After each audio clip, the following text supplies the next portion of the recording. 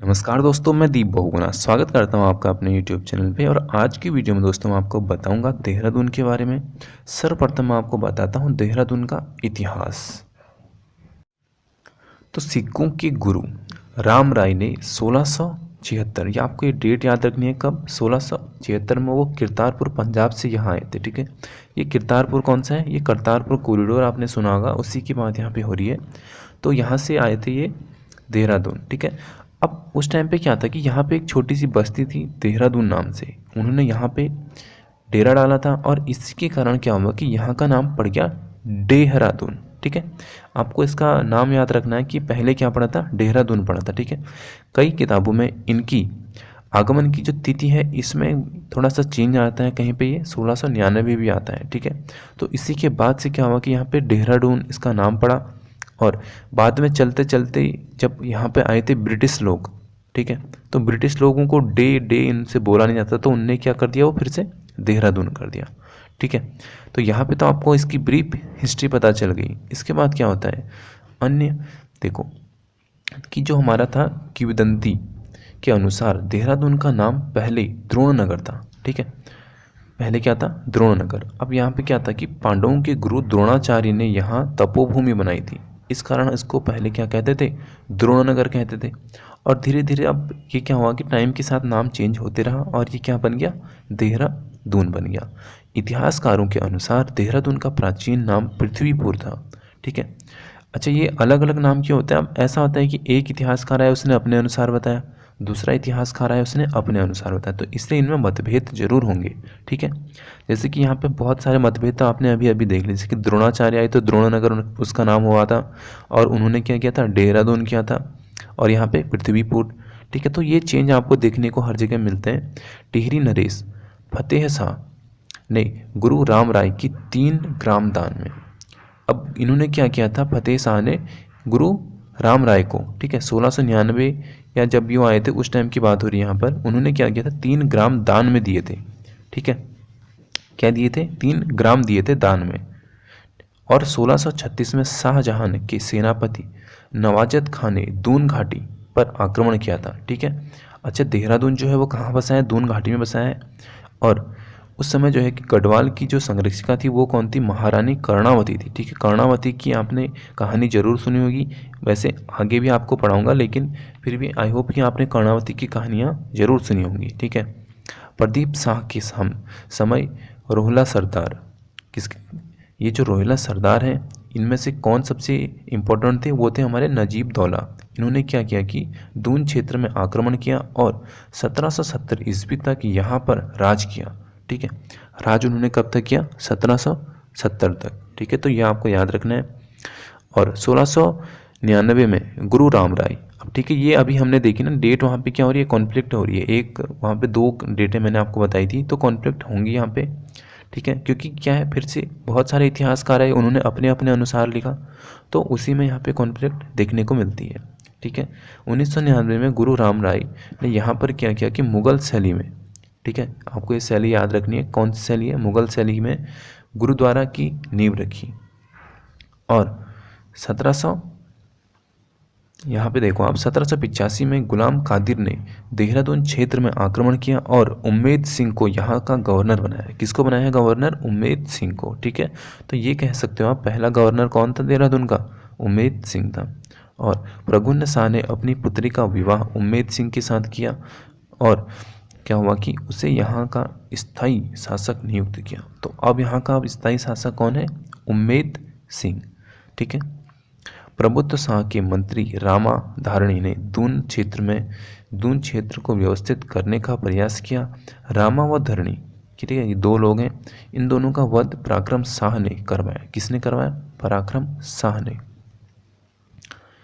1803 में गोरखाओं ने गढ़वाल पर आक्रमण किया और 14 मई 1804 में देहरादून के खुड़बुड़ा मैदान में गोरखों एवं प्रगुन्न शाह के बीच युद्ध हुआ। प्रगुन्न शाह मारा गया और 1815 तक देहरादून किसके अधीन रहा था? गोरखाओं के अधीन। ठीक है, तो ये आपने जब इंडिया की हिस्ट्री पढ़ी होगी तो वहाँ पे भी आपने देखा होगा कि देहरादून पर किसका शासन था पहले? गोरखाओं का। ठीक हो गया। और इसके अलावा क्या है, इसके अलावा यहाँ पे ये है कि 1398 में, इससे बहुत टाइम पहले की बात चलेगी, ठीक है, मोहन दर्रा से तैमूर लंग ने देहरादून में प्रवेश किया था, ठीक है। तो बेसिकली उसने प्रवेश किया था और उस टाइम पे वो इतना पावरफुल था कि यहाँ पे कोई भी शासक उसकी लेवल में टिक नहीं पाया होगा, तो इसलिए ये ज़्यादा थ्योरी हम पढ़ते नहीं हैं। 1815 में क्या हुआ था, दून क्षेत्र में अंग्रेजों के अधीन हो गया। तो 1815 में दून क्षेत्र किसके अधीन हो गया, अंग्रेजों के दिन। अच्छा, आपने सुना होगा एंग्लो गोरखा आक्रमण, ठीक है। तो जब एंग्लो गोरखा आक्रमण हुआ था 1814-15 के आसपास, तो उसी में क्या हुआ था कि देहरादून किसने हथिया लिया था, अंग्रेजों ने, ठीक है। और उसके आज़ादी के बाद तक देहरादून अब किसी के पास है, यहाँ पे इंडिया में आ गया आज़ादी के बाद, ठीक है, ऑटोमेटिकली, ठीक है। 1814 में क्या हुआ था कि अंग्रेजी सेना मोहल्डन व तिमली दर्रों से देहरादून आई थी। और 1814 में नाला पानी, ठीक है, ये आपको नाम जरूर याद रखना है, नाला पानी में बलभद्र शाह थापा व जनरल जिलेस्पी के नेतृत्व में अंग्रेजों की जो सेना थी, इन दोनों के बीच युद्ध हुआ, ठीक है। ये आपको युद्ध रखना है 1814 का युद्ध, ठीक है, ये आपको याद रखना है। नाला पानी में 2 स्मारक, एक खांगला स्मारक, और जो खांगला स्मारक है ये किस पे है, जनरल जिलेस्पी और उनके सिपाहियों की स्मृति में बनाया गया है, ठीक है। खांगला स्मारक एक बार डायरेक्टली यहाँ से ग्रुप डी में क्वेश्चन पूछा गया था कि जो खांगला स्मारक है ये कहाँ पे बनाया गया, तो ये बनाया गया जनरल जिलेस्पी और उनके सिपाहियों की स्मृति में। और जो दूसरा स्मारक है ना, वो खांगलागढ़ी में बलभद्र शाह और उसके सैनिकों की स्मृति में बनाया गया था, ठीक है। तो आपको ये दोनों याद रखने, दूसरा वाला खांगलागढ़ी में बनाया गया है बलभद्र शाह के नाम पे। देहरादून की जो स्थापना है 1857 में हुई थी, जिसे सहारनपुर मंडल में, ठीक है, किससे, कौन सा मंडल, सहारनपुर मंडल। ये कहाँ आता था, यूपी में, ठीक है, क्योंकि पहले तो हम यूपी में थे, इसलिए सहारनपुर मंडल में इसको शामिल किया गया। और 1825 को देहरादून को कुमाऊं मंडल में शामिल किया गया, ठीक है। कब किया गया, 1825 में देहरादून को कुमाऊं मंडल में शामिल किया गया।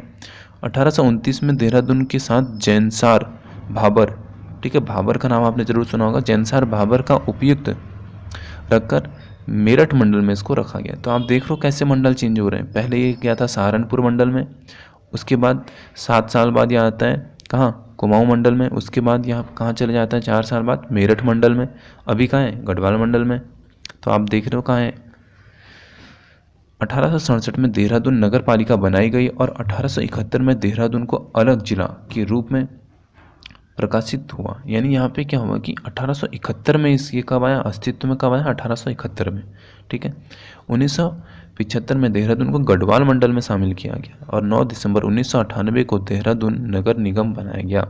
अभी क्या है, देहरादून हमारी कैपिटल है 2000 से, ठीक है, 9 नवंबर 2000 से क्या है, देहरादून हमारी कैपिटल है। अच्छा, देहरादून का जो प्रशासन है ये भी देख लेते हैं एक नज़र में। तो देहरादून में विकास खंड कितने हैं, 6 हैं। नगर निगम तो यहाँ पे कितने हैं, 2 नगर निगम हैं। और देहरादून जिले का जो जनसंख्या घनत्व है ये है 549। जनसंख्या घनत्व क्या होता है, ये मैंने आपको पिछली वीडियो में बताया था, यानी 1 किलोमीटर के दायरे में कितने लोग रहते हैं। तो यहाँ पे 1 किलोमीटर के दायरे में कितने लोग रहते हैं, 549। देहरादून जिले का लिंगानुपात बहुत बार पूछा जाता है, तो ये है 902। लिंगानुपात कैसे निकालते हैं, यहाँ पे 1000 पुरुष हैं, तो 1000 पुरुषों के रेशियो में कितनी और यहाँ पे फीमेल यानी महिलाएं हैं, तो ये है 902, ठीक है। इसके बाद देखो कि देहरादून जिले की कुल साक्षरता दर क्या है, तो ये है 84.25। पुरुष साक्षरता दर है 89.40 और महिला की है 78.54, ठीक है। देहरादून जिले की कुल जनसंख्या बहुत बार पूछी जाती है, तो यह है लगभग 17 लाख। देहरादून जिले की 10 की वृद्धि क्या है, 32.33%। और देहरादून उत्तराखंड की अस्थायी राजधानी है, ठीक है, अस्थायी है, आपको ये याद रखना है। भले ही अभी समर और विंटर का पंगा चल रहा है, लेकिन फिर भी ये अस्थायी बनाई गई थी कब, 2000 में। लेकिन उसके बाद से आज तक क्या है कि इतनी हिम्मत ही नहीं है किसी में कि वो चेंज कर सके। क्यों, क्योंकि बहुत ज़्यादा खर्चा आता है कैपिटल को शिफ्ट करने में। जबकि कैपिटल शिफ्ट करने में क्या होता है, कभी कभी मुख्यमंत्री भी बदल जाते हैं। देहरादून जिले का क्षेत्रफल 3088 वर्ग मीटर है, ठीक है, वर्ग किलोमीटर है, 3088 वर्ग किलोमीटर, आपको ये याद रखना है कितना है, ठीक है। और क्या है कि साक्षरता में राज्य में प्रथम स्थान देहरादून जनपद का है, यानी सबसे ज़्यादा साक्षर व्यक्तियों की अगर हम बात करें तो वो कहाँ से निकलते हैं, देहरादून से। महिला साक्षरता की दृष्टि से प्रथम स्थान पर भी है, ठीक है, यानी महिला साक्षर सबसे ज़्यादा यहीं से निकलती हैं। और टोटल साक्षर अगर हम देखें तो वो भी कहाँ से निकलेंगे, देहरादून से। देहरादून जनपद में नगरीय जनसंख्या 55.52% है, ठीक है। देहरादून में विधानसभा क्षेत्र देख लो आप, 10 विधानसभा क्षेत्र हैं यहाँ पर। बेसिकली नाम इनके नहीं पूछते हैं, लेकिन फिर भी अगर आप देखना चाहो तो यहाँ पे देख सकते हो, ठीक है। इंपॉर्टेंट कौन सा है, राजपुर और चक्राता का। क्यों, क्योंकि ये क्या है कि SC और ST के लिए रिजर्व है, इसलिए। और तहसील कितनी है, 7 हैं, विकासखंड 6 है, ठीक है। आपको इतना याद रखना है। बाकी अगली वीडियो में मैं आपको क्या बताने वाला हूँ, अगली वीडियो में हम देखने वाले हैं देहरादून जनपद की जो भौगोलिक स्थिति है इसके बारे में, ठीक है। तो गाइज मिलते हैं आपको अगली वीडियो में, तब तक के लिए जय हिंद, जय भारत। सो गाइज पिछली वीडियो में मैंने आपको बताया था जनपद देहरादून का इतिहास। तो सबसे पहले इसका उल्लेख हमने देखा था कहाँ पे है, सिखों के गुरु रामराय।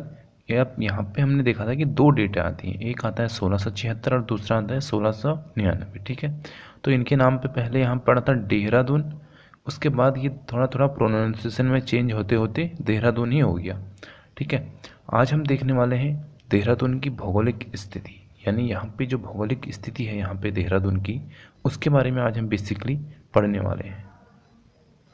तो भौगोलिक स्थिति में हम ये देखेंगे कि इसकी लोकेशन कहाँ पर है, ठीक है। तो जो हमारा ज़िला देहरादून है यह शिवालिक हिमालय, ठीक है।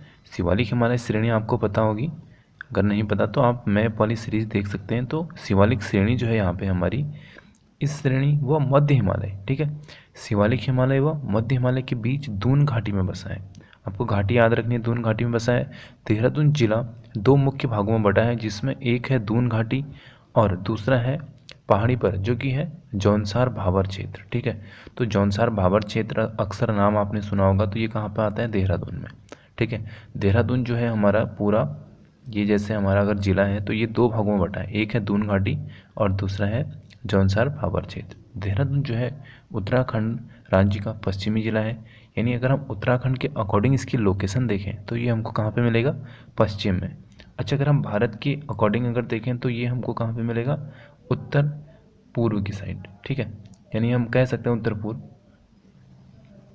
इसके बाद यहाँ पे देखो जनपद जो हमारा देहरादून है, इसकी जो सीमाएं हैं वो 2 राज्यों से मिलती हैं, एक आपको पता है हिमाचल प्रदेश और दूसरा यूपी, ठीक है। यूपी से हमने देखा था पिछले मेरठ में गया था ना, ठीक है, मेरठ मंडल का हिस्सा था पहले देहरादून, ठीक है। तो इसीलिए ये कहाँ से मिलता है, उत्तर प्रदेश से और हिमाचल प्रदेश से, तो दोनों आपको याद रखने। इसके बाद आप देखो जो राज्य में जो है कि 4 जनपदों की सीमाएं देहरादून जिले को स्पर्श करती हैं, ठीक है। तो 4 जिले भी इसको टच करते हैं, तो वो जिले हैं हरिद्वार, उत्तरकाशी में वैसे हमने ये देख लिया था, लेकिन फिर भी देखो आप, टिहरी भी है और पौड़ी भी है, ठीक है। तो ये 4 जिले हैं जो कि देहरादून जिले से अपनी बाउंड्री टच करते हैं। तो जनपद से हिमालय का सिरमौर, जो कि हमारा क्या है कि सिरमौर जिला एवं उत्तर प्रदेश का सहारनपुर जिला, ये हमने देखा था पिछली वीडियो में क्या, कि सहारनपुर मंडल में पहले इसको शामिल किया गया था, उसके बाद ये गया वहाँ मेरठ मंडल में, उसके बाद कुमाऊं मंडल में, उसके बाद गढ़वाल मंडल में, ठीक है। शिवालिक और मध्य हिमालय के बीच 24 से लेकर 32 किलोमीटर चौड़ी एवं 350 से 700 मीटर ऊंचे फैले हुए चौरस व 37 घाटियों को दून क्षेत्र कहते हैं, ठीक है। तो दून क्षेत्र इसको कहते हैं। अगर आप मेंस की तैयारी कर रहे हो तो वहाँ पे आपको ये बहुत यूजफुल रहने वाला है। इसके बाद आप देखो यहाँ पे, यहाँ मानव जीवन के लिए अनुकूल परिस्थितियाँ तो है ही। राज्य जो है हमारा देहरादून, राज्य का सबसे बड़ा दून क्या है, देहरादून ही है, ठीक है, जो कि लगभग 75 किलोमीटर लंबा फैला हुआ है। दून क्षेत्र में वार्षिक वर्षा, एक बार ही पूछा गया था कि वार्षिक वर्षा दून घाटी क्षेत्र में कितनी होती है, तो लोगों ने घाटी समझ के क्या कर दिया था, ये 1000 सेंटीमीटर कर दिया था, ठीक है। तो जो कि हमारा गलत था, यहाँ पे देख लो आप, इसका क्या है 200 से 250 सेंटीमीटर तक, ठीक है। देहरादून में सर्वाधिक वर्षा कहाँ होती है ये पूछा जाता है, तो ये देख लो आप, ये पूछा जा सकता है, पूछा नहीं गया है वैसे, ठीक है। तो आप देख लो कहाँ, राजपुर में, कितनी, 318। अच्छा, यहाँ पे 200 से 250 बोला और यहाँ पे ये 318 बोला, ऐसा क्या होता है, तो ये अगर आपने औसत वाला चैप्टर पढ़ा होगा अगर मैथ में, तो वहाँ पे आप समझ जाएंगे कि ऐसा क्यों हो रहा है, ठीक है। औसत से हम क्या निकालते हैं, ये चीज़ें आगे और नीचे चले जाती है, यानी कहीं पे क्या हो रही होगी 100 भी हो रही होगी और कहीं पे 300 हो रही है, तो ये दोनों का मिक्स कितना निकल गया 250। ठीक है, तो इस हिसाब से औसत निकाला जाता है। देहरादून जनपद में जलप्रपात हम देखते हैं तो सबसे पहले है टाइगर फॉल। ठीक है, जैसे कि नैनीताल में कॉर्बेट फॉल सबसे मशहूर है, उसी प्रकार देहरादून में टाइगर फॉल है। और ये प्रपात जो है कि चक्राता देहरादून में स्थित है, 50 मीटर ऊंचा।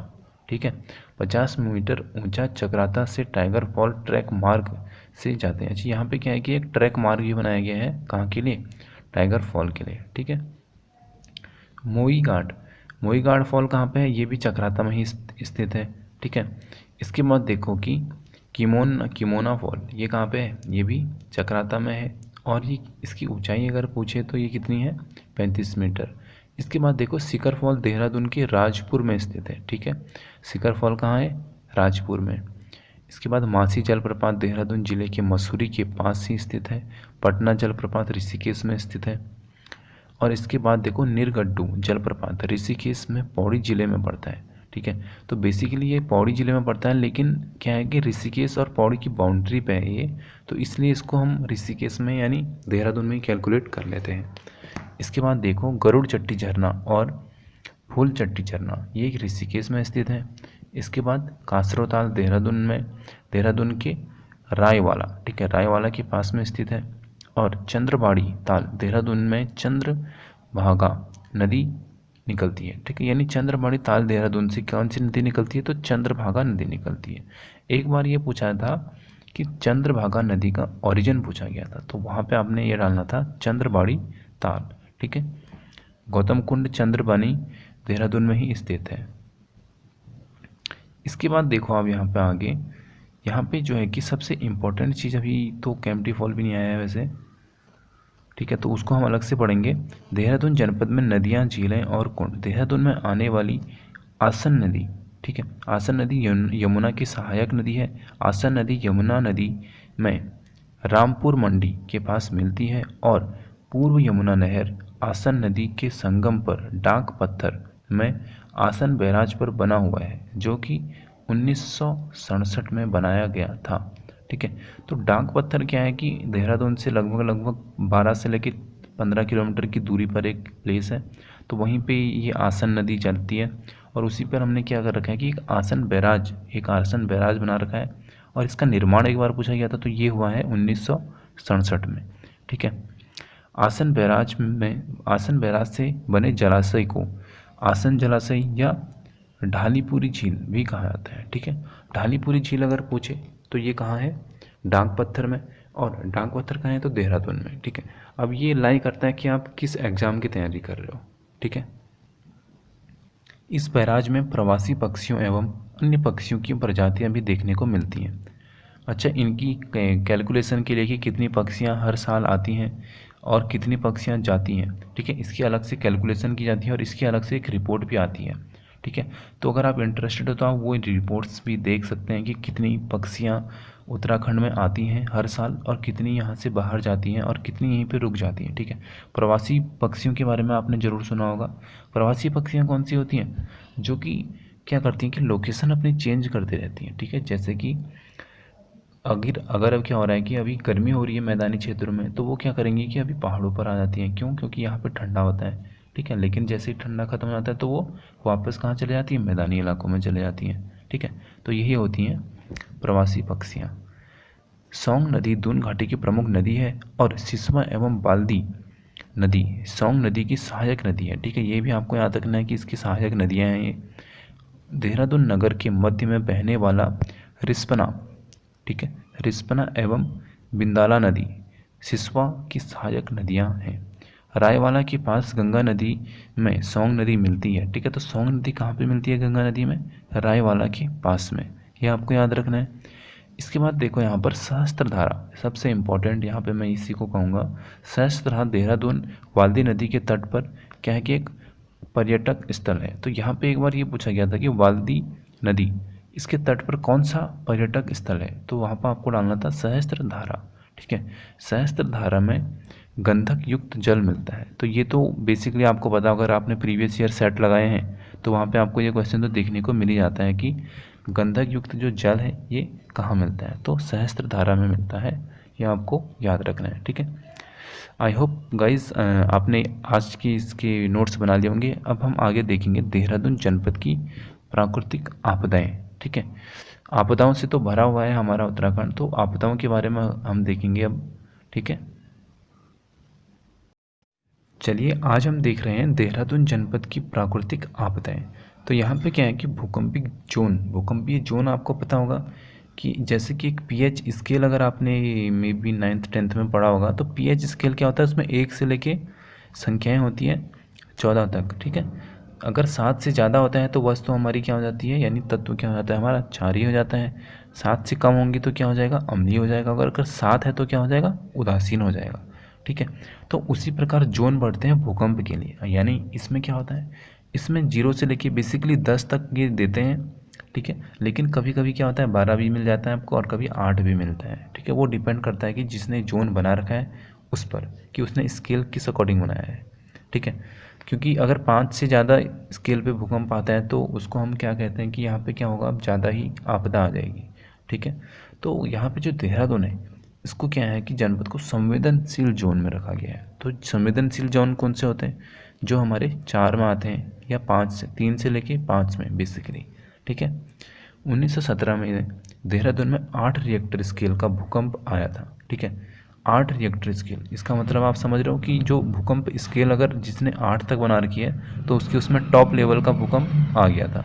ठीक है, और भूकंप की तीव्रता मापने के लिए देहरादून, टिहरी व गरुड़गंगा में भूकंप मापी स्टेशन बनाए गए हैं। ठीक है, तो यहाँ पे क्या किया गया है, भूकंप मापी स्टेशन बनाए गए हैं। ठीक है, यानी स्पेशल एक डिपार्टमेंट बना दिया गया सिर्फ भूकंप मापने के लिए।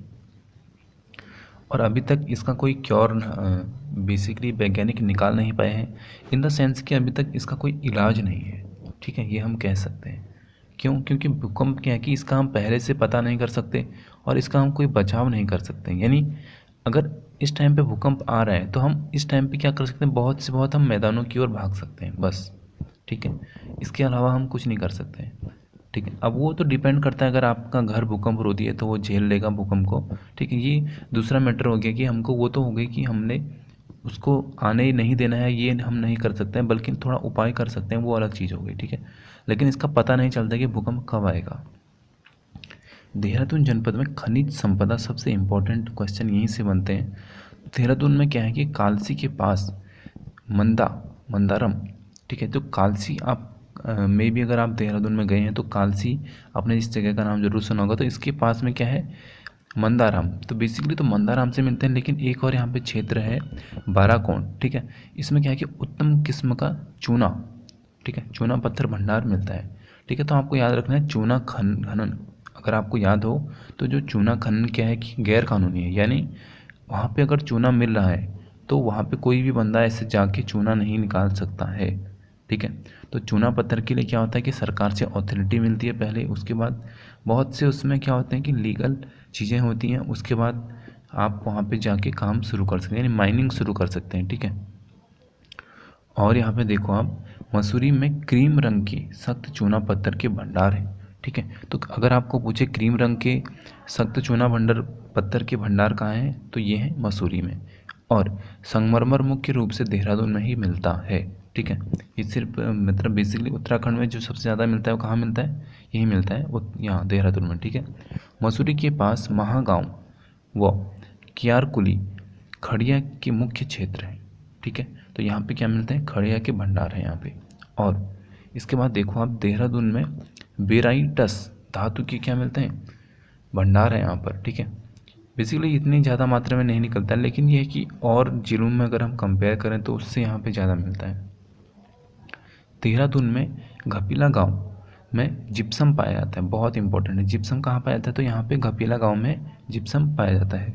देहरादून टॉन्स नदी के उमा बुरेला क्षेत्र में क्या है कि सीसा पाया जाता है, और गंधक सहस्त्रधारा प्रपात से के जल में पाया जाता है। तो ये तो इम्पोर्टेंट है कि गंधक वहाँ जाता है, कहाँ पाया जाता है, तो सहस्त्रधारा प्रपात के जल में। ठीक है, इसके बाद आप यहाँ पे देखते हैं हम देहरादून में राष्ट्रीय उद्यान वन्य जीव। ठीक है, यहाँ की जो राष्ट्रीय उद्यान है या वन्य जीव है उनके बारे में थोड़ा पढ़ लेते हैं। तो देहरादून को वन नगर कहा जाता है, ये तो सभी को पता है, ठीक है। क्यों? क्योंकि यहाँ पे 51.59% भाग वन से भरे हुए हैं। इन द सेंस कि अगर आपके पास ज़मीन है 10 किलोमीटर की, ठीक है, तो उसमें से 5.1 किलोमीटर में आपके क्या है, सिर्फ जंगल ही जंगल है। अब आप समझ गए यहाँ पे किस चीज़ की बात हो रही है। राज्य में नदी बेसिन में प्रतिशत की दृष्टि से सर्वाधिक वन टोन्स नदी, ठीक है, तो टोन्स नदी के बारे में हम पढ़ चुके हैं। तो 76.6% यहाँ पे बेसिन पाए जाते हैं, किसके, यानी जंगल पाए जाते हैं, ठीक है, इसके किनारे किनारे। दून घाटियों में मसूरी वन पाए जाते हैं जो कि 1500 मीटर की ऊंचाई तक मिलते हैं। राज्य का पहला चिड़ियाघर देहरादून जू है, जिसका पुराना नाम एक बार पूछा गया था, तो ये क्या था, मालसी डियर पार्क, ठीक है, आपको ये भी याद रखना है।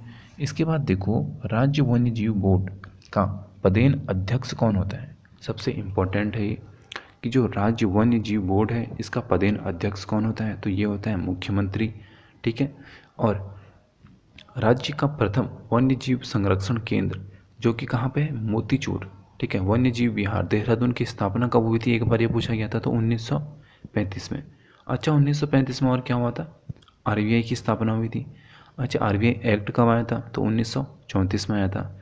इसके बाद देखो आप, राजाजी वन्य विहार, ठीक है, तो राजाजी वन्य विहार के बारे में आपने सुना होगा, तो इसकी स्थापना कब हुई थी, तो 1948 में इसकी स्थापना हुई थी, ठीक है। इसके बाद देखो, आसन वेटलैंड, जो कि आसन वेटलैंड, अच्छा वेटलैंड क्या होता है, आर्द्र भूमि, ठीक है, तो इसका संरक्षण अधिरक्षित, इसकी स्थापना कब हुई थी, ठीक है, तो इसकी स्थापना हुई थी 2005 में। इसके बाद देखो, आसन वेटलैंड संरक्षण अति आरक्षित, ये है कि हमारा 440 वर्ग हेक्टेयर तक फैला है, यानी क्या है कि इसकी हमको एक एरिया बता दिया है कि कितने एरिया में ये फैला है, ठीक है। अब देखते हैं थोड़ा राजाजी राष्ट्रीय उद्यान के बारे में। तो राजाजी राष्ट्रीय उद्यान 1983 में 3 वन्य जीव अभ्यारण्य, एक था हमारा चिल्ला अभ्यारण्य, दूसरा था मोतीचूर अभ्यारण्य और तीसरा था राष्ट्रीय अभ्यारण्य, ठीक है, यानी राजाजी राष्ट्रीय अभ्यारण्य। इन तीनों को मिलाकर एक अभ्यारण्य बनाया गया, यानी एक उद्यान बनाया गया, जिसका क्या नाम रखा गया, राजाजी राष्ट्रीय उद्यान, ठीक है। यह बेसिकली हाथियों के लिए प्रसिद्ध है, ठीक है, तो आपको ये याद रखना है कि ये क्यों प्रसिद्ध है, तो हाथियों के लिए। राजाजी राष्ट्रीय उद्यान का नाम स्वतंत्र भारत के प्रथम भारतीय गवर्नर, तो ये तो आपको पता ही होगा कौन थे, सी राजगोपालाचारी, ठीक है, सी राजगोपालाचारी थे, इनके नाम पर पड़ा है, जिसका मुख्यालय देहरादून में ही है। और राजाजी राष्ट्रीय उद्यान 2016 में राज्य का दूसरा टाइगर रिजर्व घोषित किया गया। अच्छा, पहला कौन है, कॉर्बेट नेशनल पार्क, ठीक है। राजाजी राष्ट्रीय उद्यान 3 जिलों देहरादून, पौड़ी व हरिद्वार में फैला हुआ है।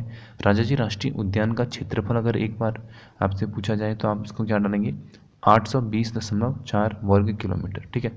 अब भले ही ये भी हम कह सकते हैं कि धीरे धीरे क्या हो रहा है कि यहाँ पे लोग पेड़ काट रहे हैं तो कम हो रहा है ये, लेकिन बेसिकली इतना क्या है कि रिजर्व है, इसके अंदर आप अपना मकान नहीं बना सकते हैं। राजाजी राष्ट्रीय उद्यान राज्य का दूसरा सबसे बड़ा उद्यान है। राजाजी राष्ट्रीय उद्यान में 23 प्रकार के स्तनधारी वन्य प्राणी और 313 प्रकार के पक्षी पाए जाते हैं, ठीक है। तो यहाँ पे क्या है कि 313 प्रकार के क्या पाए जाते हैं, पक्षी पाए जाते हैं।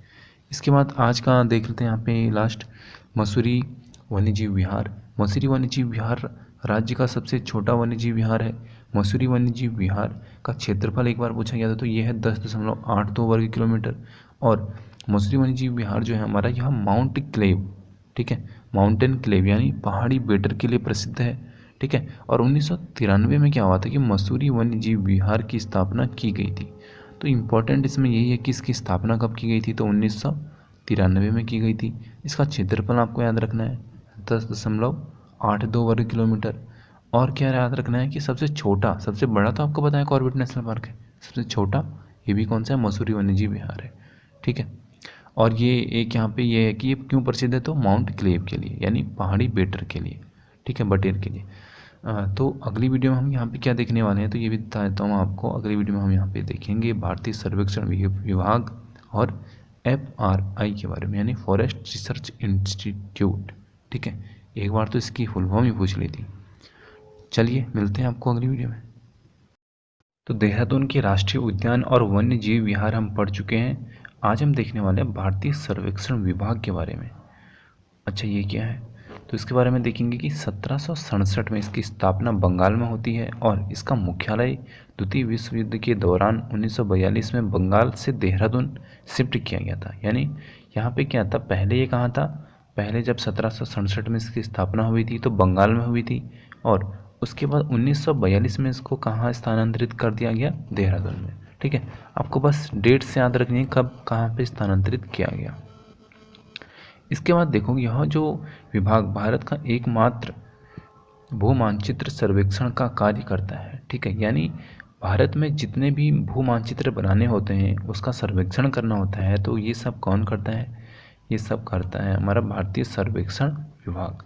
ठीक है, इम्पोर्टेंट क्या है? अब इम्पोर्टेंट ये है कि 1830 में एवरेस्ट इसके महासर्वेक्षक नियुक्त हुए थे। ठीक है, जिन्होंने 1852 में विश्व की सबसे ऊंची चोटी एवरेस्ट की ऊंचाई 29,002 फीट घोषित की थी।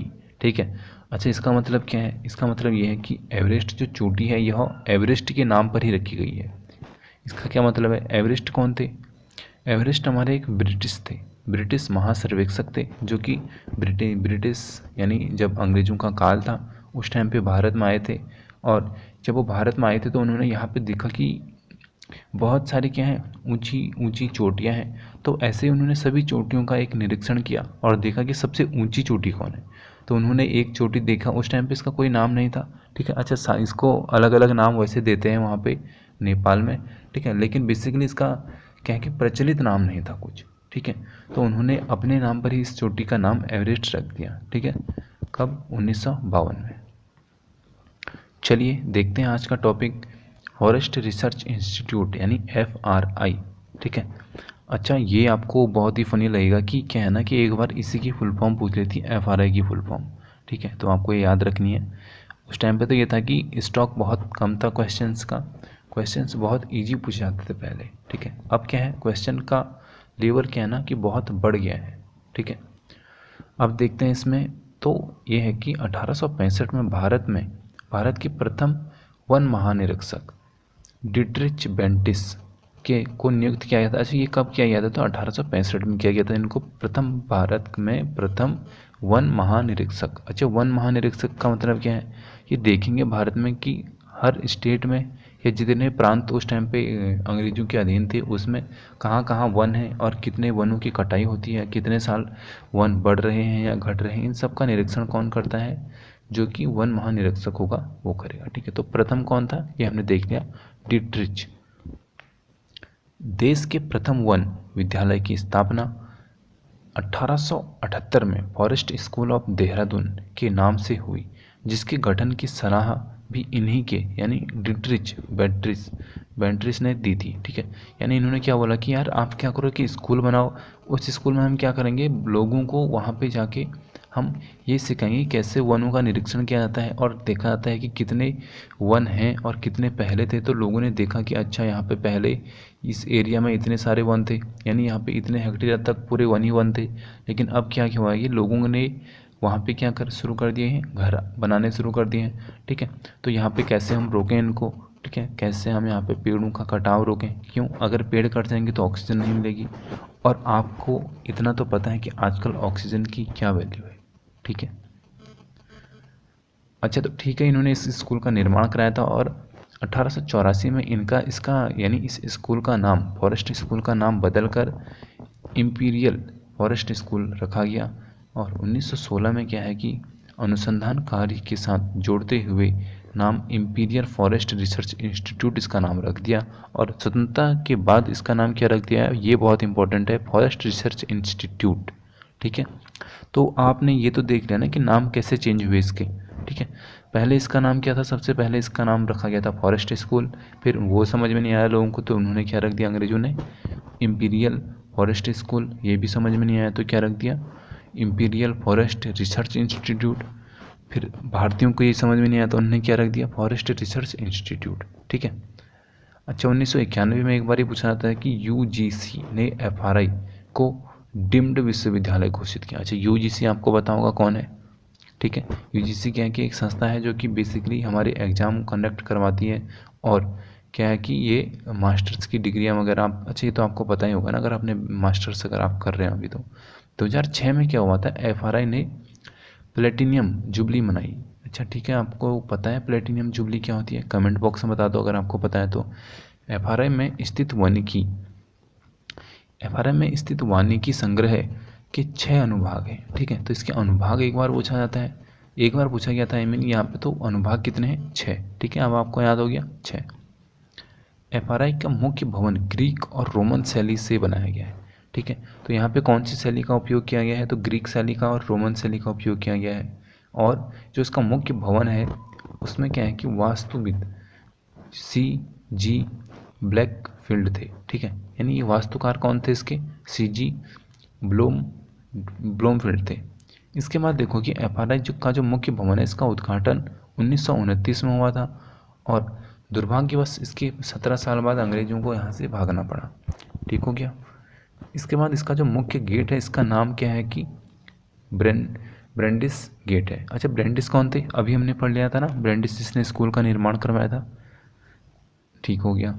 इसके बाद देखो इंदिरा गांधी राष्ट्रीय वन अकेदमी भी एफआरआई में ही स्थित है, ठीक है। तो बहुत बार ये पूछा जाता है।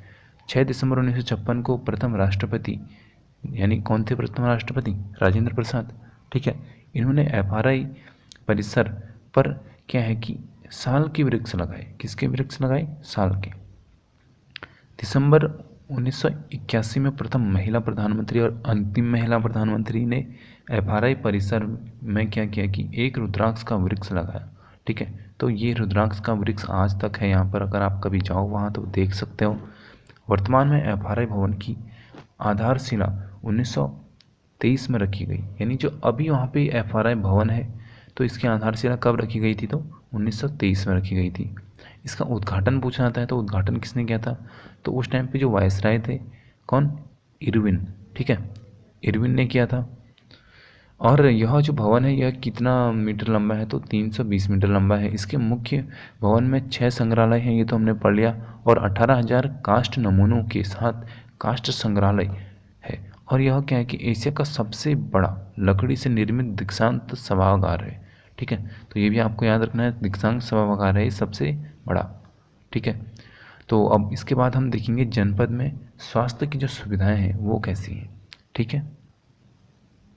चलिए अब देहरादून जनपद में स्वास्थ्य सुविधाओं के बारे में जानते हैं। तो हिमालयन इंस्टीट्यूट हॉस्पिटल ट्रस्ट 1989 में जेली ग्रांट में स्वामी राम द्वारा स्थापित किया गया, ठीक है। तो ये इंस्टीट्यूट जो है ये 1989 में जेली ग्रांट में स्वामी राम द्वारा, ठीक है, ये आपको ये नाम याद रखना है, स्वामी राम, ठीक है, इनके द्वारा स्थापित किया गया। अच्छा, ये जो ट्रस्ट है यानी जो हमारा हॉस्पिटल था, यह राज्य का प्रथम मेडिकल कॉलेज है, ठीक है। यानी अगर ये पूछा जाए कि उत्तराखंड का प्रथम मेडिकल कॉलेज कौन सा है तो हम वहाँ पे यही डालेंगे, हिमालयन इंस्टीट्यूट हॉस्पिटल ट्रस्ट, ठीक है। इसे विश्वविद्यालय का दर्जा 2007 में मिला है, तो आपको ये भी याद रखना है। देहरादून में आयुर्वेदिक विश्वविद्यालय की स्थापना 2009 में हुई है, ठीक है। तो कब हुई है? इससे पहले यहाँ पे आयुर्वेदिक विश्वविद्यालय नहीं था, 2009 में स्थापना हुई है। दून अस्पताल की स्थापना 1935 में हुई, जिसे 2016 में राजकीय मेडिकल कॉलेज बनाया गया, ठीक है। तो दून हॉस्पिटल आपने इसका नाम सुना होगा अगर आप देहरादून गए हो तो ये इसको जो है कि 2016 में राजकीय मेडिकल कॉलेज बनाया गया, ठीक है। उत्तराखंड चिकित्सा सेवा चयन बोर्ड की स्थापना 6 अप्रैल 2015 को देहरादून में हुई, ठीक है। अब इसका क्या मतलब है? ये इसके अंडर वो चीज़ें आती है जैसे कि आपने वो सुना होगा ना 108, ठीक है। तो इसमें कौन कौन भर्ती होते हैं, कहाँ से उनकी रिक्वायरमेंट होती है, यानी जैसे कि हमारा UKSSC हो गया, उसी टाइप से इनका क्या होता है, उत्तराखंड चिकित्सा सेवा चयन बोर्ड, ठीक है। तो इसकी स्थापना भी आप याद रख लो, 6 अप्रैल 2015। इसके बाद देखो देहरादून जनपद में प्रमुख पर्यटक स्थल। अब यहाँ पे जो घूमने लायक अच्छी जगह हैं, ठीक है, उनके बारे में हल्का हल्का मैं आपको बताऊं, क्योंकि बाकी आप डीप उसके बारे में आपको खुद ही पता है कि कौन कौन से प्लेस हैं, ठीक है। तो एक है गुच्चू पानी। अच्छा, ये गुच्चू पानी क्यों फेमस है? ये यहाँ पे है कि केव्स यानी गुफाएं हैं, ठीक है। तो यहाँ पे इसको ना डाकुओं या चोरों की गुफा भी कहा था, क्योंकि यहाँ पे ऐसे ऐसे छुपने के लायक यहाँ पे इतनी अच्छी अच्छी गुफाएं कह सकते हो आप हैं कि यहाँ पे पहले से यानी आज से बहुत साल पहले यानी 100 साल 200 साल पहले जो डाकू होते थे वो यहाँ पे छुपा करते थे। ठीक है, तो यहाँ पे रोवर्स केव, ठीक है, कौन सी केव प्रसिद्ध है यहाँ पे? रोवर्स केव यहाँ पे प्रसिद्ध है। कहाँ पे? गुच्चू पानी। ठीक है, गुच्चू पानी देहरादून। अगर आप कभी देहरादून जाओ तो यहाँ पे ज़रूर जाना। ठीक है, बहुत अच्छा प्लेस है। बुद्धा टेम्पल से तो मेरे को ज़्यादा अच्छा लगा है। भागीरथी रिसॉर्ट। अच्छा, ये जो भागीरथी रिसॉर्ट है ये क्या है कि एक पिकनिक स्पॉट है। ठीक है, और इसके बाद यहाँ पे है फन वैली, ये हरिद्वार मार्ग में पड़ता है। रोमांचकारी खेलों के लिए आकर्षक केंद्र है। ये बेसिकली ज़्यादा बच्चों के लिए ज़्यादा थोड़ा सा सही है अगर आपके साथ बच्चे हैं तो। ठीक है, लेकिन आप अभी जॉब की तैयारी कर रहे हो तो ये फ्यूचर की बात हो गई। इसके बाद देखो लच्छी वाला पिकनिक स्पॉट, ये यहाँ पे कहाँ पे है? डोईवाला देहरादून में है। ठीक है, अच्छा इनकी बस लोकेशन आपको याद रखनी है कि कौन कहाँ है। ठीक है, इंदिरा मार्केट कहाँ पे है? ये देहरादून में है। इंदिरा मार्केट देहरादून में ही है। ये घंटा बाजार है वहाँ पे, उसके आसपास अगर आप कभी गए हो तो वहाँ पे है। ठीक है, राजपुर रोड देहरादून में है जो कि मसूरी को जाती है। जो मसूरी वाली लाइन है वहाँ पे हमारी कौन सी रोड जाती है? राजपुर रोड। इसके बाद बुद्धा टेम्पल है। तो बुद्धा टेम्पल क्या है कि देहरादून में, यहाँ पे अगर आप जाओगे देहरादून में तो यहीं जो बस स्टेशन है वहाँ से 15 किलोमीटर के आसपास क्लेमेंट टाउन एक जगह पड़ती है। तो वहाँ पे एक आकर्षक क्या है? ये स्तूप है। ठीक है, यानी एक टेम्पल जैसे हिंदुओं का टेम्पल होता है वैसे ही अब ये उनका एक स्तूप है। उसको हम वहाँ पे बेसिकली ज़्यादा लोग हिंदू हैं तो वो क्या कह देते हैं? टेम्पल, यानी मंदिर कहते हैं उसको। ठीक है, जबकि वो क्या है? एक स्तूप है। ठीक है, बुद्धा टेम्पल मेंडोलिक मठ के रूप में प्रसिद्ध है। अच्छा ये देख लो आप, इसकी स्थापना कब हुई थी? तो 2002 में। ठीक है, अभी ये नया नया ही, ज़्यादा पुराना भी नहीं है। पर अगर आप वैसे उसके अंदर जाते हो तो एक अलग सी शांति है वहाँ पर। तो अगर आपको शांति चाहिए तो वहाँ जा सकते हो आप। बुद्धा टेम्पल की ऊंचाई है यहाँ पे 220 फीट। ठीक है, 220 फीट है। यहाँ 5 मंजिल का एक मंदिर भी है। ठीक है, तो ये आप अगर जाओ वहाँ तो देख के ज़रूर आना। बुद्धा टेम्पल में भगवान बुद्ध की 103 फीट की प्रतिमा है। अच्छा, इसका उद्घाटन जो है कि दलाई लामा ने किया था। अच्छा, दलाई लामा कौन है? तो ये तिब्बत के, अगर आपने थोड़ा बहुत न्यूज़ सुनते हो तो तिब्बत के क्या कहते हैं इनको? धर्मगुरु। ठीक है, तो ये बौद्ध के अभी सबसे बड़े धर्मगुरु माने जाते हैं दलाई लामा। ठीक है, इन्होंने भारत में शरण ले रखी है अभी। ठीक है, तो ये क्या है कि अपनी लोकेशन चेंज करते रहते हैं, कभी पश्चिम बंगाल कभी केरल। इनको क्योंकि तिब्बत चाइना ने हथिया लिया है। ठीक है, तो दलाई लामा ने क्या किया, वो वहाँ पे चाइना के अंडर में ना रह के उन्होंने भारत में शरण ले ली। ठीक है, तो इसके कारण क्या हुआ था कि भारत का और चाइना का थोड़ा इस चक्कर में एक हल्का छोटा मोटा मतलब मतभेद है अभी भी। इसके बाद देखो क्लॉक टावर, जो देहरादून घंटाघर की जो नींव है। अच्छा, ये क्लॉक टावर जो है ये घंटाघर जो अभी मैंने आपको बताया उसी की बात हो रही है। ठीक है, तो इसकी नींव कब रखी गई है? 1948 में रखी गई है, 24 जुलाई को।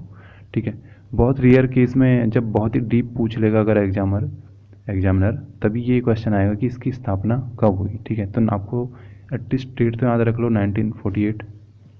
घंटाघर की जो नींव है वो तत्कालीन राज्यपाल सरोजिनी नायडू। अच्छा हाँ, पहली राज्यपाल कौन थी? सरोजिनी नायडू, फीमेल। ठीक है, तो ये क्या कहता है, अगर आपको भारत का भी पूछा जाए ना तो सरोजिनी नायडू ही होता है। ठीक है, उसका आंसर सरोजिनी नायडू क्या थी? प्रथम राज्यपाल थी। ठीक है, जबकि राज्यपाल क्या होता है? अलग अलग स्टेट का होता है। लेकिन अगर हम पहले राज्यपाल की बात देखें फीमेल की, तो वो कौन थी? सरोजिनी नायडू। यानी किसी और राज्य में तब तक कोई और फीमेल यहाँ पे गवर्नर नहीं थी। ठीक है, तो सबसे पहले जो हमारी महिला राज्यपाल थी वो कौन थी? सरोजिनी नायडू थी। और इन्होंने इसकी नींव रखी थी 1948 में। अच्छा, ये कांग्रेस के भारतीय प्रथम अध्यक्ष भी हैं। ठीक है, जो कांग्रेस के अधिवेशन होते थे 1925, अगर थोड़ा बहुत आपने पढ़ा होगा तो। घंटाघर का उद्घाटन 1953 में लाल बहादुर शास्त्री ने किया। अच्छा, ये देख लो आप, नींव किसने रखी थी? सरोजिनी नायडू ने। और सरोजिनी नायडू की क्या हो जाती है? डेथ हो जाती है 1948 में। ठीक है, तो 48 में इनकी डेथ हो जाती है। तो उसके बाद जो इसका उद्घाटन किया वो किसने किया? 1953 में लाल बहादुर शास्त्री ने। ठीक है, तो पहले क्या था कि इसको बलबीर टावर के नाम से जाना जाता था। किस नाम से जाना जाता था? बलबीर टावर। ठीक है, इसकी ऊंचाई है 85 मीटर। और इसका जो आकार है, तो कितनी बार इसका आकार पूछ लेता है तो यह है षष्ठभुजाकार, यानी 6 कोण बनते हैं इस पर। और टावर के पास पलटन बाजार लगता है। तो पलटन बाजार बहुत फेमस बाजार है। अगर आप कभी भी देहरादून जाओ तो वहाँ पे वैसे तो लूटते हैं लेकिन फिर भी ये कहते हैं कि वहाँ पे बहुत अच्छी अच्छी चीज़ें मिलती हैं। मेरे को तो ऐसा कुछ खास लगा नहीं। इसके बाद हम देखते हैं अब देहरादून का चिड़ियाघर। ठीक है, तो देहरादून का जो देहरादून जू यानी देहरादून चिड़ियाघर का पुराना नाम वो था मालसी डियर पार्क। ठीक है। तो ये बहुत क्वेश्चन पूछा जाता है यहाँ से, मालसी डियर पार्क का नया नाम क्या है, तो ये देहरादून चिड़ियाघर यानी देहरादून जू उसको आप कहते हैं। ठीक है। उत्तराखंड का प्रथम चिड़ियाघर भी है ये, इसलिए भी ज़्यादा ये थोड़ा न्यूज़ में भी रहता है और यहाँ से क्वेश्चन भी इसलिए ही आते हैं। ठीक है। और इम्पोर्टेंट क्या है ये वाला देखो आप, देहरादून जू को मिनी जूलॉजिकल पार्क के रूप में विकसित किया गया। ठीक है। किसके रूप में? Mini zoological park. ठीक है। अब ये जो देहरादून जू है इसका प्रबंध सोसाइटी की जो स्थापना हुई है वो 2016 में हुई है। ठीक है। देहरादून जू को 1976 में वन चेतना केंद्र के रूप में विकसित किया गया। किसमें विकसित किया गया इसको? वन चेतना केंद्र के रूप में। ठीक है। इसके बाद देखो कालसी। कालसी का पुराना नाम कलकुट है। और जो हमारे प्रसिद्ध चीनी यात्री थे कौन? वेंगसांग ने कालसी के लिए शुद्ध नगर कहा है। ठीक है। कालसी यमुना एवं जो हमारी वहाँ पे एक और नदी है अमलावा, ठीक है, इन दोनों के तट पर स्थित है। और कालसी को मौर्य सम्राट अशोक, जो मौर्य सम्राट थे हमारे अशोक, ठीक है, इन्होंने 257 ईसा पूर्व, ठीक है, ईसा पूर्व की बात हो रही है यहाँ पर। ठीक है। इसमें इसका शिलालेख इनका मिला था यहाँ पे, और स्थानीय भाषा में शिलालेख को चित्रशिला कहा जाता है। यहाँ पे यहाँ की जो मतलब लोकल लोग हैं वो उसको क्या कहते हैं? चित्रशिला कहते हैं। इसके बाद जनपद के मंदिर देख लो देहरादून के। ठीक है। इस जिले में कौन कौन से मंदिर है? तो एक है साईं दरबार मंदिर। ठीक है। अच्छा, इनकी लोकेशन भी देख लो साथ साथ में, राजपुर में है ये। ठीक है। और इसके बाद है गुरुद्वारा नानकसर। अच्छा, ये गुरुद्वारा नानकसर कहाँ पे है? रायपुर में है। ठीक है। और यहाँ पे इसके बाद देखो इसकी स्थापना कब हुई थी? तो ये हुई थी 1973 में। इसके बाद है संताला देवी का मंदिर, ये भी देहरादून में स्थित है। देहरादून में क्या है एक बार, यहाँ पे तपोवन मंदिर है, जो कि यहाँ ये बहुत ही फेमस मंदिर है। ये मैंने आपको कब बताया था? जब मैं आपको हरिद्वार पढ़ा रहा था। ठीक है।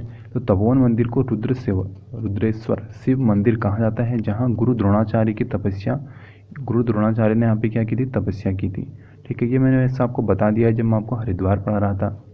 और इसके बाद यहाँ पे कौन सा मंदिर है? चंद्रबनी मंदिर भी है यहाँ पे, और दूधाधारी काली मंदिर भी यहीं पर है। ये तपोवन क्षेत्र में है। ठीक है। इसके बाद है डाट काली मंदिर और माल देवता भगवान शिव का प्राचीन मंदिर देहरादून में है। ठीक है। फेमस इसमें कौन सा है? और सनातन धर्म मंदिर है, ये भी याद रख लेना, ये पूछ सकता है। और इसके बाद है इस्कॉन टेम्पल कावली। इसके बाद है श्री परशुराम मंदिर। ठीक है। आपको ये याद रखना है कि इनकी लोकेशन कहाँ है? देहरादून में। ठीक है। अब देखते हैं IMA यानी भारतीय सैन्य अकेदमी, जिसमें जाना सबका क्या होता है? एक युवाओं का सपना। ठीक है। तो अगर आप पढ़ोगे नहीं तो वो सपना सपना ही रह जाएगा। ठीक है। तो सबसे पहले देखो इसकी स्थापना, तो ये होती है 1 अक्टूबर 1932, यानी हमारी आज़ादी से पहले की बात है। ठीक है। तो 1 अक्टूबर 1932 को देहरादून में इसकी स्थापना की गई थी, और 10 दिसंबर 1932 को IMA का औपचारिक उद्घाटन हुआ था। ठीक है। तो उद्घाटन कब हुआ था? 10 दिसंबर 1932 को। इसके बाद इसकी जो स्थापना है वो किसने की थी? तो उस टाइम पे हम गुलाम थे, यानी ब्रिटिश का शासन होगा। तो वहाँ पे कौन से ब्रिटिश थे? Sir Philip चेटवुडवर्थ।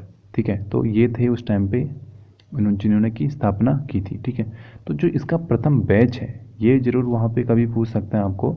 तो IMA 40 कैडेट्स पास आउट प्रथम बैच में सर मानेक शाह, ठीक है, जिनका शायद रिसेंटली एक्सपायर हो गए शायद ये, और मोहम्मद मूसा थे। ठीक है। तो 40 कैडेट निकले थे सबसे पहले यहाँ ट्रेनिंग करके। तो उसमें से 2 क्या थे हमारे यहाँ पे, एक ये भारत में रह गए थे और ये मोहम्मद मूसा पाकिस्तान में।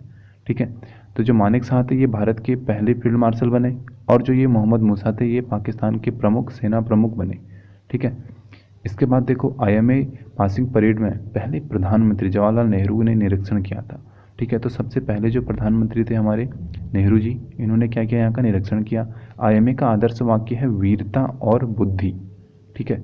तो आप जब अगर ट्रैवल भी कर रहे हो तो वहाँ पे अगर आप साइड में ही देख लेते हो तो वहाँ पे आपको ये लिखा हुआ मिलता है वीरता और बुद्धि, बाहर गेट पे ही। IMA बैच के परमवीर चक्र विजेता सोमनाथ शर्मा, कैप्टन विक्रम बत्रा और लेफ्टिनेंट कर्नल होशियार सिंह आदि हैं। ठीक है। तो ये लिस्ट तो वैसे बहुत बड़ी है, लेकिन फिर भी यहाँ पे क्या है, कुछ फेमस लोग हैं, ठीक है, जिनको यहाँ पे मेन पॉइंट आउट किया है। IMA की मुख्य इमारत का नाम चैडवुड इमारत है। ठीक है। तो ये पूछा जा सकता है, इंपॉर्टेंट चीज़ क्या आ गई? चैडवुड इमारत इसको कहते हैं। चैडवुड बिल्डिंग का डिजाइन RT रसेल ने लुटियंस की देख रेख में किया। ठीक है, तो चैडवुड बिल्डिंग का डिज़ाइन जो था वह आर.टी. रसेल ने लुटियन के देख रेख में ही इसका डिज़ाइन किया था और उनकी ही देख रेख में ये बना था।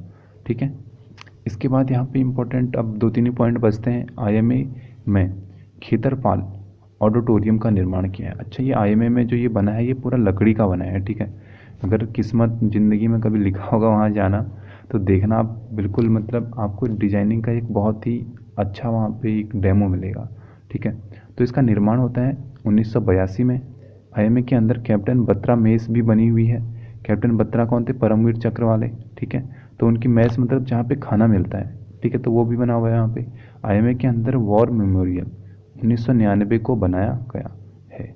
ठीक है, तो वॉर मेमोरियल जो 1999 कारगिल वॉर का सीन था वहाँ पे, तो उसमें जो शहीद हुए थे तो उनकी याददाश्त में वहाँ पे वॉर मेमोरियल 1999 बनाया गया है। ठीक है, तो बहुत इंटरेस्टिंग है। अगर कभी आपके कोई भैया लोग हों अगर वहाँ पे, ठीक है, अगर ऑफिसर हों किस्मत से, तो अगर आप वहाँ जा सकते हैं तो जाएं ज़रूर। ठीक है, क्योंकि ऐसे सीन कम ही देखने को मिलते हैं लाइफ में। ठीक है, क्योंकि ये एक ऐसी जगह है जहाँ पे कि हम पैसे दे के नहीं जा सकते हैं, है ना। यहाँ के लिए ज़रूरी है या तो आप वहाँ पे कैडेट्स हों या आप वहाँ पे कोई काम करने यानी वहाँ पे कोई वर्कर हो, यानी कोई, या तो आप लेफ्टिनेंट कर्नल वगैरह ऐसे कुछ पोस्ट पे हो, मैक्सिमम पोस्ट पे हो। ठीक है, तब आप वहाँ पे जा सकते हो। या वहाँ पे आप क्या हो, वहाँ पे जैसे वहाँ पे रंगरूट तो होते नहीं, वहाँ पे कैडेट होते हैं। ठीक है, यानी आपने सीडीएस का एग्ज़ाम निकाला हो तब आप वहाँ पे जा सकते हो। सीडीएस के अलावा अगर आप एक और टेस्ट होता है एनडीए का। ठीक है, तो ये तो बेसिकली अब मेरे हिसाब से तो आपकी एज इसके लिए निकल गई होगी। ये 19 साल तक के लिए होता है, तो इसको तो आप भर नहीं सकते हो। आप भर सकते हो अभी सीडीएस का। ठीक है, तो अगर आप 25 साल तक हो और अगर SC ST हो तब तो 30 साल तक के भी हो तब भी चल जाएगा। तो आप भरो उस फॉर्म को, वहाँ पे जाओ। वहाँ जाके आपको अलग ही अनुभूति आएगी। स्पेशली जो ये खेतरपाल ऑडिटोरियम है ना, इसको देख के तो ऐसा लगता है सही में पता नहीं शायद दूसरी दुनिया में ही आ गए। ठीक है, अगर आपको मिले कभी वहाँ जाने का मौका तो ज़रूर जाइए। ऐसी जगह घूमनी चाहिए हमको जहाँ पे हमको एक अलग ही लेवल का कंफर्टेबल फील हो। ठीक है, इसके बाद हाँ, देहरादून आई थिंक ख़त्म हो गया है। बहुत हमने इसमें बहुत डीप पढ़ लिया है। ठीक है, इससे बाहर देहरादून से एक भी क्वेश्चन नहीं आने वाला है। ठीक है, जो रही देहरादून की विधानसभाएं और ये विधान पर वहाँ पे सीटें कितनी हैं, तो इसका मैं आपको स्क्रीनशॉट डाल दूँगा कम्युनिटी वाले में, कम्युनिटी टैब में डाल दूँगा। और इसके अलावा अगर आपने इसके पहले मैंने जो हरिद्वार का जो पार्ट डाला था, यानी हरिद्वार की वीडियो डाल रखी है, वो अगर नहीं देखें तो उनको जाके देख लें आप, क्योंकि हरिद्वार में उससे बाहर कुछ नहीं आएगा। उत्तरकाशी का डाल दिया, नहीं, ये जिला सीरीज चल रही है पूरी। इसमें मैंने 3-4 ज़िले कवर कर लिए हैं और अगर बाकी मैं अभी कवर करते जा रहा हूँ आगे, तो आप इनका लुत्फ़ उठाएँ, फ़ायदा उठाएँ। सभी यूट्यूब पे मैंने एक अलग प्लेलिस्ट बना रखी है, आप उस प्लेलिस्ट को जाके देखें। और मिलता हूँ मैं आपको चमोली डिस्ट्रिक्ट के साथ। ठीक है, अगली वीडियो में आप चमोली डिस्ट्रिक्ट पे लेके आऊँगा।